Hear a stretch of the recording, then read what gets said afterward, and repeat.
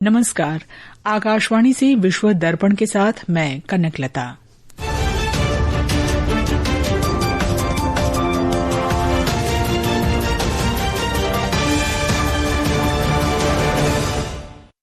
प्रधानमंत्री नरेंद्र मोदी ने नई दिल्ली में चीन के विदेश मंत्री वांग यी के साथ बैठक में भारत चीन सीमा पर शांति बनाए रखने के महत्व पर बल दिया। चीन ने उर्वरकों और दुर्लभ खनिज तत्वों की भारत की जरूरतों को पूरा करने का आश्वासन दिया। विदेश मंत्री एस जयशंकर रूस की 3 दिन की यात्रा पर मॉस्को पहुंचे। अमेरिका अब यूक्रेन को मुफ्त हथियार या वित्तीय सहायता नहीं देगा। राष्ट्रपति वोलोदिमीर ज़ेलेंस्की रूस के राष्ट्रपति व्लादिमीर पुतिन के साथ आमने सामने की बातचीत के लिए तैयार। और पाकिस्तान में मूसलाधार बारिश से बाढ़ तथा भूस्खलन। और अब समाचार विस्तार से। प्रधानमंत्री नरेंद्र मोदी ने भारत चीन सीमा पर शांति और सौहार्द बनाए रखने के महत्व पर बल दिया और सीमा विवाद के निष्पक्ष, उचित तथा पारस्परिक रूप से स्वीकार्य समाधान के लिए भारत की प्रतिबद्धता दोहराई। नई दिल्ली में चीन के विदेश मंत्री वांग यी ने प्रधानमंत्री मोदी को शंघाई सहयोग संगठन शिखर सम्मेलन के लिए चीन के राष्ट्रपति शी चिनफिंग का संदेश और निमंत्रण सौंपा। प्रधानमंत्री मोदी ने पिछले साल कजान में राष्ट्रपति चिनफिंग के साथ अपनी मुलाकात के बाद से द्विपक्षीय संबंधों में निरंतर और सकारात्मक प्रगति का स्वागत किया। इसमें कैलाश मानसरोवर यात्रा की बहाली भी शामिल है। श्री मोदी ने कहा कि वे राष्ट्रपति शी चिनफिंग से मिलने के लिए उत्सुक हैं। इससे पहले राष्ट्रीय सुरक्षा सलाहकार अजित डोभाल और चीन के विदेश मंत्री वांग यी ने आज नई दिल्ली में दोनों देशों के बीच सीमा विवाद पर विशेष प्रतिनिधि संवाद की 24वें दौर की वार्ता की। श्री डोभाल ने कहा कि पिछले 9 महीनों में सीमा परिस्थिति में सुधार हुआ है और स्थिति शांतिपूर्ण तथा स्थिर बनी हुई है। उन्होंने कहा कि जल्द ही प्रधानमंत्री नरेंद्र मोदी के शंघाई सहयोग संगठन शिखर सम्मेलन में शामिल होने के बीच ये वार्ताएं विशेष महत्व रखती हैं।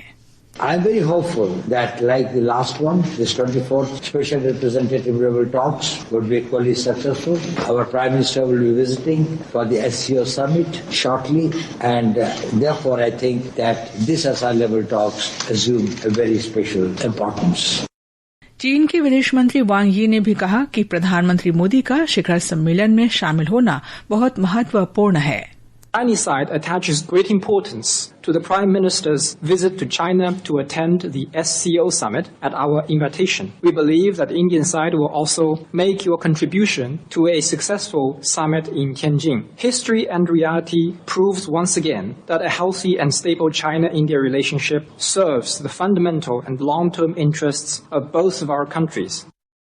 श्री वांग ने कहा कि कजान में राष्ट्रपति शी चिनफिंग और प्रधानमंत्री मोदी के बीच हुई मुलाकात ने द्विपक्षीय संबंधों की दिशा तय की और सीमा विवाद के उचित समाधान के लिए प्रोत्साहित किया। कल श्री वांग यी ने विदेश मंत्री एस जयशंकर के साथ द्विपक्षीय वार्ता भी की। इस दौरान विदेश मंत्री वांग यी ने आश्वासन दिया कि चीन भारत की उर्वरकों, दुर्लभ खनिजों और सुरंग खोदने वाली मशीनों की जरूरतों को पूरा कर रहा है। एक रिपोर्ट। चर्चा के दौरान विदेश मंत्री डॉक्टर एस जयशंकर ने यारलुंग सांगपो या ब्रह्मपुत्र नदी के निचले इलाकों में चीन द्वारा किए जा रहे विशाल बांध निर्माण के संबंध में भारत की चिंताओं के बारे में अवगत कराया, जिसका निचले तटवर्ती राज्यों पर प्रभाव पड़ेगा। इस संबंध में अत्यधिक पारदर्शिता की आवश्यकता पर बल दिया गया। वहीं चीनी पक्ष ने ताइवान का मुद्दा भी उठाया। भारतीय पक्ष ने इस बात पर बल दिया कि इस मुद्दे पर उसकी स्थिति में कोई बदलाव नहीं आया है। उसने बताया कि विश्व के बाकी हिस्सों की तरह भारत का ताइवान के साथ आर्थिक, तकनीकी और सांस्कृतिक संबंध है और ये आगे भी जारी रहेगा। इस बीच भारतीय पक्ष ने कहा कि चीन भी इन्हीं क्षेत्रों में ताइवान के साथ सहयोग करता है। सुपर्णा सेकिया के साथ अमन यादव, आकाशवाणी समाचार, दिल्ली। विदेश मंत्री एस जयशंकर रूस की 3 दिन की यात्रा पर आज मॉस्को पहुंचे। वे कल व्यापार, आर्थिक, वैज्ञानिक, तकनीकी और सांस्कृतिक सहयोग पर भारत रूस अंतर सरकारी आयोग के 26वें सत्र की सह-अध्यक्षता करेंगे। डॉक्टर जयशंकर मॉस्को में भारत रूस व्यापार मंच की बैठक को संबोधित करेंगे। श्री जयशंकर रूस के विदेश मंत्री सर्गेई लावरोव से भी मिलेंगे और द्विपक्षीय कार्यसूची की समीक्षा तथा क्षेत्रीय और वैश्विक मुद्दों पर विचार विमर्श करेंगे। यात्रा का उद्देश्य दोनों देशों के बीच दीर्घकालिक रणनीतिक साझेदारी को और मजबूत करना है। विदेश मंत्रालय में पूर्वी मामलों के सचिव पी कुमारन द्विपक्षीय संबंधों के विभिन्न पहलुओं की समीक्षा के लिए 21 से 26 अगस्त तक कोलंबिया और पेरू की यात्रा पर रहेंगे।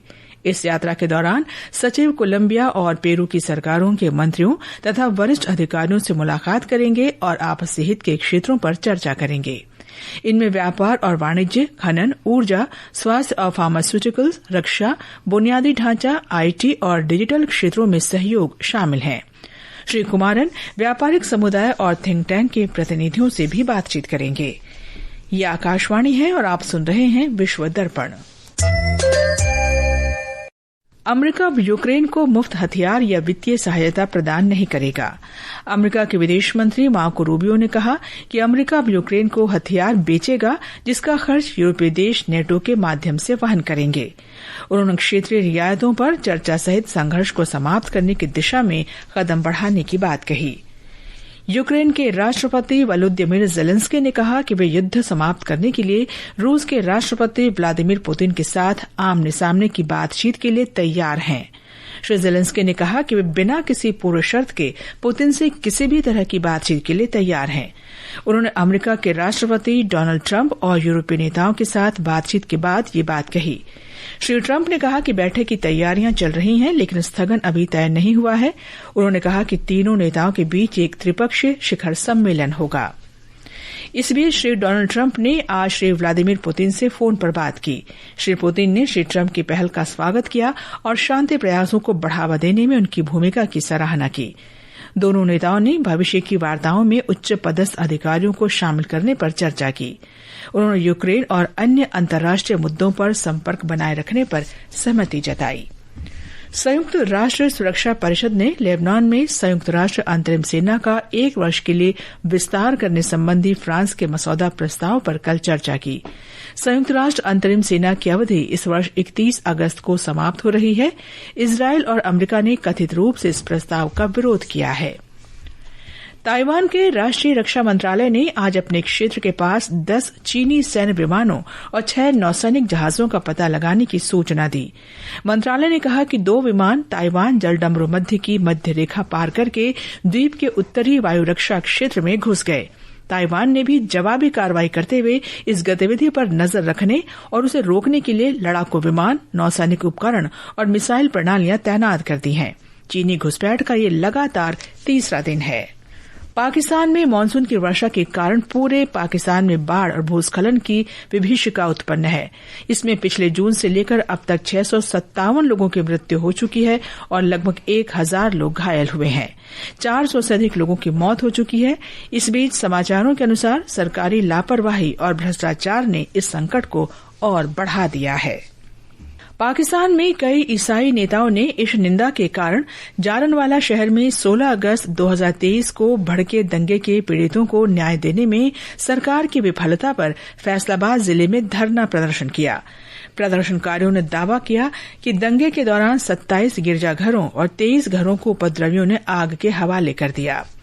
और अब खेल जगत की खबरों के साथ हैं शक्ति प्रताप सिंह। महिला क्रिकेट विश्व कप 2025 और ऑस्ट्रेलिया के साथ 1 दिवसीय श्रृंखला के लिए भारतीय महिला टीम की घोषणा हो गई है। टीम की कमान हरमनप्रीत कौर के हाथों में है, जबकि स्मृति मंधाना उपकप्तान होंगी। इनके साथ साथ प्रतिका रावल, हरलीन देवल, दीप्ति शर्मा, राधा यादव और श्री चरनी को भी टीम में स्थान दिया गया है। महिला विश्व कप की शुरुआत 30 सितंबर से होगी। वहीं एशिया कप 2025 के लिए भारतीय पुरुष टीम का ऐलान भी आज हो गया। टीम के कप्तान सूर्य कुमार यादव और उप कप्तान शुभमन गिल होंगे। ये प्रतियोगिता 9 सितंबर से शुरू होगी। उधर ओलंपिक में 2 पदक जीतने वाली भारतीय निशानेबाज मनु भाकर ने आज एशियाई निशानेबाजी चैंपियनशिप में महिलाओं की 10 मीटर एयर पिस्तल स्पर्धा में कांस्य पदक हासिल किया, जबकि रश्मिका सहगल ने जूनियर महिला एयर पिस्तल स्पर्धा में स्वर्ण पदक अपने नाम किया। रश्मिका ने टीम स्पर्धा में भी स्वर्ण पदक जीता।